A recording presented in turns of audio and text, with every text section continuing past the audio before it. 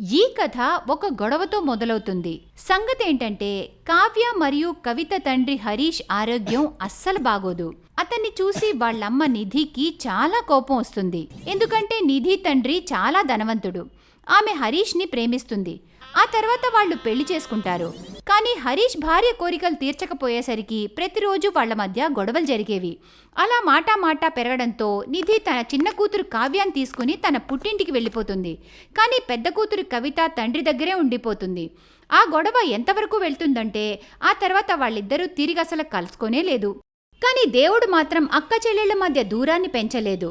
అక్క చెల్లెళ్ళు పెద్దయ్యాక ఇద్దరూ ఒకే కాలేజీలో చదువుతూ ఉంటారు. ఒకరోజు, కవిత, నువ్వు నిన్నటి అసైన్మెంట్ చేసేసావా? ఇంటికెళ్ళగానే నేను చేసేసాను. నువ్వు చేయలేదా? లేదే బాబు, నిన్న మా ఇంట్లో అమ్మ కిట్టిపాటి పెట్టింది, అందుకే నేను చేయలేదు. డాన్సులు, డిన్నర్లు అన్నీ ఉండేనే, అందులోనే టైం అంతా అయిపోయింది. అవునా, సరేలే. అమ్మ ఎలా ఉంది? బావుంది. ఏమైంది? అప్పుడప్పుడు నాకు గుర్తొస్తుంది. నీకేమైనా పిచ్చా? ఎప్పటి నుండో చెప్తున్నాను మమ్మీని కల్పిస్తాని. లేదే, డాడీ లేకుండా కలవను. ఏ రోజు మమ్మీ డాడీని కలుస్తుందో ఆ రోజే నేను కూడా మమ్మీని కలుస్తాను. ఆ రోజు ఎప్పటికీ రాదే, అది నీకూడా తెలుసు. కావ్య, కవిత ఒకే కాలేజీలో చదువుతున్నా తల్లిదండ్రుల గొడవల వల్ల దూరంగా ఉంటారు. ఒకరోజు, కవిత, నువ్వు న్యూ ఇయర్ టూర్కి వస్తున్నావుగా? ముంబై టూర్కా? అవును. నువ్వెళ్ళు, నేను రాలేను. ఎందుకు? అక్కడ షారూఖ్ ఖాన్, సల్మాన్ ఖాన్ ఇల్లు చూద్దాంగా. వాళ్ళ ఆటోగ్రాఫ్ కూడా తీసుకుందామే. లేదే, కాలేజ్ వాళ్ళు ఆ టూర్కి చాలా డబ్బులు కట్టమంటున్నారు. చాలా కాదే, జస్ట్ 15,000గా. 3 రోజుల టూర్ అంటే కనీసం అంత అవ్వదా ఏంటి? నీకు తెలుసు కదా, డాడీ అస్సలు ఒప్పుకోరని. సరేలే, ఓ పంచే. నువ్వు డాడీకి 3,000 చెప్పు, అప్పుడు ఒప్పుకుంటారు. ఓకేనా? అవునా? మిగతా 12,000 ఎవరిస్తారు? నేను అమ్మను అడుగుతాను. అస్సలొద్దు, నేను డాడీకి అబద్ధం చెప్పను, అర్థమైందా? అరే కానీ తను నీకూడా తల్లేగా. అవును, కానీ తను నన్నెప్పుడూ కలవడానికే రాలేదు. అసలు నా గురించి ఆలోచిస్తుందో లేదో కావ్య. కవిత ఆ మాట అనగానే కావ్య మౌనంగా ఉండిపోతుంది. నిజమేంటంటే నిధికి హరీష్ మరియు కవిత అసలు గుర్తే లేరు. తనకున్న పొగరు కావ్యకు కూడా కాస్తొస్తుంది. ఇప్పుడు కావ్య కవితతో మాట్లాడడం తగ్గించేసింది. ఇదంతా కవిత నోటీస్ చేస్తుంది, కానీ తనేమీ అనదు. ఒకరోజు, కవిత, నువ్వు మాస్టర్స్ గురించి ఏం ఆలోచించావు? ఆలోచించేదేముంది, ఈ కాలేజ్లోనే చేస్తాను. అవునా? కానీ నేను ఇంకోటనుకున్నా. అమ్మ కరెక్టే చెప్పింది, ఈ కాలేజ్ నా స్టాండర్డ్కి సరిపడేది కాదని. ఇక్కడున్నవాళ్లంతా చాలా లో క్లాస్ వాళ్ళు. కానీ ఇప్పటివరకు బానే ఉందిగా, ఇదేంటిలా? గ్రాడ్యుయేషన్ మధ్యలో మానేలేనుగా, కానీ ఇప్పుడు మాస్టర్స్ ఏదైనా పెద్ద కాలేజ్లోనే చేస్తాను. కవితని చిన్నబుచ్చడానికే కావ్య ఇంతలా చెప్తుందని కవితకు అర్థమైంది. ఇప్పుడిక కావ్య కూడా దూరమైపోతుందని కవిత కనిపించింది. కానీ విధి ఆడే ఆట ఇంకోలా ఉంది. కావ్య, కవిత మాట్లాడుకుంటున్నప్పుడు ఖరీదైన కారులోంచి ఒక హ్యాండ్సమ్ అబ్బాయి దిగి వాళ్ల దగ్గరకొస్తాడు. హాయ్ కవిత. ఓ హాయ్ రోహిత్, ఎలా ఉన్నావు? నువ్విక్కడేంటి? నేను విమల్ సార్ని కలవడానికొచ్చా. నా చిన్నప్పుడు ఆయన నాకు ట్యూషన్ చెప్పేవారు. నేనిటు వచ్చినప్పుడల్లా ఆయన్ని ఆశీర్వాదం తీసుకుంటాను. రోహిత్ మాటలు విని కవితకి చాలా మంచిగా అనిపిస్తుంది. కానీ కావ్యకి ఆ మాటలు చాలా వింతగా అనిపించాయి. What rubbish! ఆయన ఆశీర్వాదం ఎందుకు? నువ్వు ఆయనకి ట్యూషన్ ఫీజు ఇచ్చావుగా. అలాంటిదేమీ లేదు. సరేలే, అయినా తనెవరు? ఓ, తను కవిత, మా నా బెస్ట్ ఫ్రెండ్. కావ్య అలా అనడం కవితకి నచ్చలేదు, కానీ మౌనంగా ఉండిపోతుంది. కవిత, తను రోహిత్, మిస్టర్ ఓబ్రాయ్ గారి ఒక్కగానొక్క కొడుకు. మా ఫ్యాక్టరీ రా మెటీరియల్ అంతా వాళ్ళ దగ్గర నుండే సప్లై అవుతుంది. Oh, okay. Hello, nice to meet you. Oh hello. రోహిత్కి కవిత ఫస్ట్ లుక్లోనే నచ్చేస్తుంది. కవిత కూడా రోహిత్ సంస్కారాన్ని చూసి చాలా మంచిగా అనిపిస్తుంది. అనుకోకుండా వాళ్ళు మళ్ళీ కలుస్తారు. అప్పుడు, హాయ్ కవిత. హాయ్ రోహిత్ గారు. గారంటారేంటి? నేనేమంత పెద్దవాణ్ణి కాదు. సరేలేండి, నేను మీకోసమే చూస్తున్నాను. ఎందుకు? యాక్చువల్లీ న్యూ ఇయర్ వస్తుంది కదా, సెలబ్రేట్ చేసుకుందామని నేను కావ్య కూడా చెప్పాను. సారీ రోహిత్, నాకు వేరే ప్లాన్స్ ఉన్నాయి. ఇంకో చోట సెలబ్రేట్ చేసుకోవాలి. ఓ అవునా, ఓకే. నేను బయలుదేరుతాను. 1 మినిట్, మీరు కావాలంటే నా సెలబ్రేషన్స్కి జాయిన్ అవ్వచ్చు. తప్పకుండా, నేను ష్యూర్గా వస్తాను. రోహిత్ మరియు కవిత ఒకరినొకరు ఇష్టపడతారు. ఒకరితో ఒకరు టైం స్పెండ్ చేయాలనుకుంటారు. కానీ ఇక్కడ నిధి రోహిత్ పెళ్లి కావ్యతో చేద్దాం అనుకుంటుంది. న్యూ ఇయర్ రోజు కావ్య రోహిత్ కోసం వెయిట్ చేస్తూ ఉంటుంది. కానీ రోహిత్ కావ్యాని కలవడానికి వెళ్ళిపోతాడు. కావ్య రోహిత్ కార్లో చాలా బ్యాగ్స్ పెడుతుంది. ఆ తర్వాత రోహిత్తో కలిసి తను ఒక అనాథాశ్రమానికి వెళ్తుంది. అక్కడ చిన్న చిన్న పిల్లలకి బట్టలు, బుక్స్ పంచుతుంది. సాయంత్రం ఒక వృద్ధాశ్రమానికి వెళ్తారు. అక్కడ చాలా మంది ముసలివాళ్లు కవిత కోసం ఎదురు చూస్తూ ఉంటారు. కవిత అందరి కోసం షాల్వాలు తీసుకెళ్తుంది. రోహిత్ అవన్నీ చూస్తూ ఉంటాడు. ముసలివాళ్ల ముఖంలో నవ్వు, కవిత స్వభావం చూసి రోహిత్ కళ్లల్లో నీళ్లొచ్చేస్తాయి. అక్కడ కావ్య ఇంటి దగ్గర, ఈరోజు ఎక్కడికి వెళ్ళిపోయావు రోహిత్? త్వరగా రా, ఈరోజు నేను నీకు ఒక సర్ప్రైజ్ ఇస్తాను.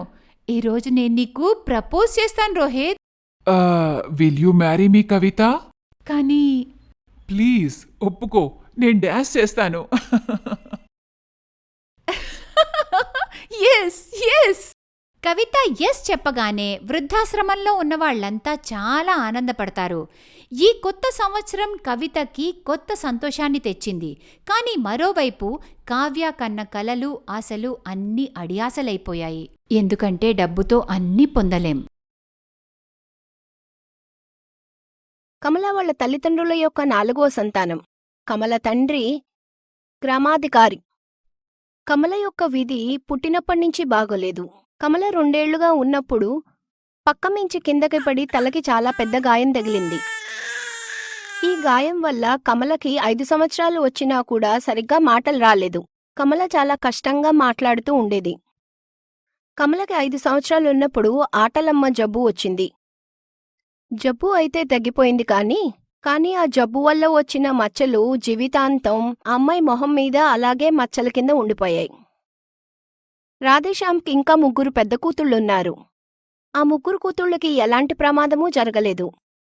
వాళ్ళ 3 బలంగా, అందంగా ఉన్నారు. కమల తల్లిదండ్రులు కమలని చూడగానే చాలా బాధపడేవారు. కమల తండ్రి భార్యతో చాలాసార్లు అంటూ ఉండేవాడు, అసలే మందబుద్ధి, ఆపై ఆటలమ్మ మచ్చలు. ఈ పిల్ల జీవితం ఏమవుతుందో దేవుడికే తెలియాలి. ఇలా సమయం గడిచి కమలాకి 6 సంవత్సరాలొచ్చాయి. ఇంకా గ్రామం కూడా అభివృద్ధి చెందింది. ఆ రోజు మొదటిసారి ప్రైమరీ స్కూల్ మొదలైంది. స్కూలు ప్రారంభించడానికి కలెక్టర్ గారు వచ్చారు. స్కూలు ప్రారంభించిన తర్వాత కలెక్టర్ గారు రాధేశ్యామ్ని కలిశారు. ఇలా అన్నారు, మీక్కూడా 6 సంవత్సరాల అమ్మాయి ఉంది కదా, ఆ అమ్మాయిని కూడా స్కూలుకి పంపించండి. మీరు ఊరి సర్పంచ్. ఆడపిల్లల చదువుని మీరు ప్రారంభిస్తే మిగతా వాళ్లు కూడా అదే విధంగా ఆడపిల్లల్ని పంపిస్తారు. కలెక్టర్ గారిని వద్దంటానికి రాధేశ్యామ్కి ధైర్యం సరిపోలేదు. ఇంటికి వెళ్లి భార్య సుమిత్రతో అంతా చెప్పాడు. కలెక్టర్ గారు చెప్పిన మాట మనం ఎలా కాదంటాము? రేపొద్దున నేను కమలని తయారు చేస్తాను. మీరు వెళ్లి స్కూల్లో దాఖలా తీసుకోండి. మరుసటి రోజు కమలని తల్లి తయారు చేస్తూ ఉంది. కమలని మొదటిసారి ముస్తాబు చేస్తూ ఉన్నారు. కమలకి ఏం జరుగుతోందో ఏమీ అర్థం కాలేదు. దానికి తోడు కమల అక్కలు బాగా భయపెట్టేశారు. నాన్నగారు నిన్ను నగరంలో వదిలేసి వస్తారని. ఇది విన్న కమల చాలా భయపడి ఏడవసాగింది. కాని కమల ఏడుపు వల్ల ఎవరూ చలించలేదు. తండ్రి బలవంతంగా స్కూలుకి తీసుకువెళ్లాడు. అక్కడ టీచర్ గారి దగ్గర వదిలేసి ఇంటికి తిరిగి వచ్చేశాడు. టీచర్ గారు కేజీ క్లాస్కి తీసుకువెళ్ళింది. మిగతా పిల్లలతో ఇలా అన్నారు, పిల్లలు, ఇవాళ్ల మీ క్లాస్లో మీకు కొత్త స్నేహితురాలు వచ్చింది. అందరికీ నీ పేరు చెప్పమ్మా. కమల ముందు భయపడింది. తర్వాత తన వయసుగల పిల్లల్ని చూసి తన భయం కొంచెం తగ్గిపోయింది. చాలా కష్టంగా మాట్లాడసాగింది. కమల. పిల్లలు, ఈ పాప కమల. ఈ రోజు నుంచి మీ క్లాస్లోనే చదువుకుంటుంది. తర్వాత ఒక సీటు మీద కూర్చోపెట్టారు టీచర్ గారు. తన వయసుగల పిల్లలతోటి కమల ఇంతకుముందు ఎప్పుడూ కలవలేదు. మెల్లిగా కమల భయం పోయి మిగతా అందరి పిల్లలతోటి హాయిగా ఆడుకోసాగింది. కమలకి స్కూల్ చాలా నచ్చింది. రోజూ స్కూల్కి రావడం మొదలెట్టింది. ఇంటికన్నా స్కూలు నచ్చడం మొదలైంది. ఒకరోజు క్లాసులో, పిల్లలు, నిన్న 1 నుంచి 100 వరకు నెంబర్లు నేర్చుకోమన్నాను. ఎవరెవరు నేర్చుకున్నారు? టీచరు ఒక్కొక్కరిని అడగసాగింది. కొంతమంది 50 వరకు గుర్తుంటే కొంతమందికి 70 వరకు. పూర్తి క్లాసులో కమలకి మాత్రమే 100 వరకు నెంబర్లు గుర్తున్నాయి. ఒక్క రోజులో 100 నెంబర్లు నేర్చుకుందా కమల? కమల తడబట్టం చూసి అందరూ తెలివి తక్కువదనుకున్నారు కాని ఈ పాప మిగతా పిల్లల కన్నా చాలా తెలివైంది. కమల తడబడకుండా ఉండడానికి ఏదో ఒకటి చెయ్యాలి. టీచర్ గారు దీని గురించి ఆలోచించి కమల తల్లిదండ్రులతో ఇలా అన్నారు. కమల తడబడకుండా ఉండాలంటే స్కూల్ తర్వాత 2 గంటలు నా దగ్గర ఉంచండి. కమల వాళ్ళ తల్లిదండ్రులకి ఏం అభ్యంతరం ఉంటుంది? వెంటనే ఒప్పేసుకున్నారు. ఆ రోజు నుంచి కమల టీచర్ గారి దగ్గరే ఉండేది. టీచర్ గారు చాలా ప్రయత్నాలు చేసి కమల తడబడకుండా ఉండడానికి ప్రయత్నించారు. అప్పుడప్పుడు గట్టిగా న్యూస్ పేపర్ చదివించేవారు. అప్పుడప్పుడు ఒక కవిత, ఒక కథ. టీచర్ గారి శ్రమ ఫలించింది. కమలకి తడబట్టం కొన్ని నెలల్లోనే పోయింది. తడబట్టం ఎప్పుడైతే పోయిందో కమలకి కొత్త విశ్వాసం వచ్చింది. తన చదువుని కొనసాగించింది. అలా ఒక్కొక్క మెట్టు పైకి వెళ్తూ ముందు ఇంటరు, తర్వాత బిఏ ఎగ్జామ్స్ రాసింది. ఇంత పెద్ద చదువు చదివిన అమ్మాయి కమల వాళ్ళింట్లో మొదటి అమ్మాయి. ఈ విజయానికి కారణం కమల వెనకాల ఉన్న టీచర్ గారు, ఆవిడ కృషి అని చెప్పొచ్చు. ఒకరోజు కమల వాళ్ళింట్లో, ఇదిగో వింటున్నారా, కమల పెద్దదవుతోంది. ఎవరైనా ఒక అబ్బాయిని చూసి తొందరగా పెళ్లి చేసేయండి. నీకేమనిపిస్తోంది? అంటే నాకు ఈ విషయంలో దిగులు లేదనుకుంటున్నావా? చాలా చోట్ల చెప్పి ఉంచాను. కాని తన రంగు రూపు చూసి ఎవరూ పెళ్లికి ముందుకు రావడం లేదు. కమల మొహం మీద ఉన్న మచ్చల వల్ల కమల పెళ్లి కుదరలేదు. అలా చాలా కష్టపడిన తర్వాత తండ్రి రాధేశ్యామ్ ఒక పెళ్లి సంబంధం కుదిర్చారు. ఇంటికి వచ్చి సుమిత్రతో అన్నాడు, అబ్బాయి నాకంటే వయసులో కొంచెం చిన్నోడు. ఇంకా 2 పిల్లల తండ్రి. ఇది అతనికి 2వ పెళ్లి. అతని మొదటి భార్య పోయి 2 ఏళ్లవుతోంది. ఇప్పుడిక తన జీవితంలో ఇదే రాసుంటే మనమేం చేస్తాం? ఇలా కమల పెళ్లి కుదురుతుంది. పెళ్లి రోజు కూడా వచ్చేసింది. పెళ్లి రోజు పెళ్లికొడుకు పెళ్లికూతురు వాళ్ళింటికి వస్తాడు. పెళ్లికొడుకు గురించి గ్రామంలో ఆడవాళ్లు గుసగుసలు మొదలెట్టారు. అయ్యో, ఇతను చాలా ముసలిగా కనిపిస్తున్నాడు, కమలకి తండ్రి వయసులో ఉన్నాడు. వీటి మధ్యలోనే పెళ్లి సన్నాహాలు జరుగుతున్నాయి. అప్పుడు పెళ్లికొడుకు కమల మొహంని చూశాడు. మొహం మీద మచ్చల్ని చూసి పెళ్లి చేసుకోనని చెప్పేశాడు. నాకేం చెప్పారంటే అమ్మాయి చూడ్డానికి పెద్దగా బాగుండదు అని. కాని ఈమె బాగా కురూపి. నేను ఈ పెళ్లి చేసుకోలేను. అలా అనకండి. ఊర్లో జనమంతా వచ్చారు. ఒకవేళ ఈ పెళ్లి ఆగిపోతే నా పరువంతా పోతుంది. సరే, నేను పెళ్లి చేసుకోవడానికి సిద్ధమే.